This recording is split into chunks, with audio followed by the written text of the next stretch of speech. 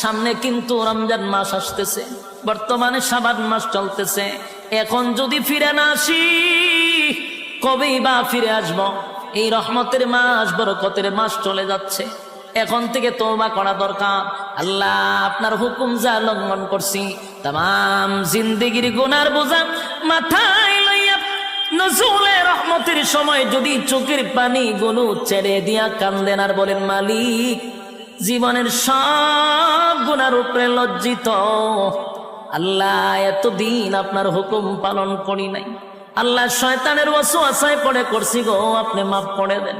চোখের পানিগুলো ছেড়ে দিয়া যদি আল্লাহর দরবারে আপনি দরখাস্ত করেন, আমার আল্লাহ বলেন, বান্দারে যৌবনকালে যদি একবার ডাক দেস, আমি 70 বার বান্দা তোর ডাকে জবাব দিই। যুবক ভাইরা, ক্বালু লাম নাকু মিনাল মুসাল্লিন,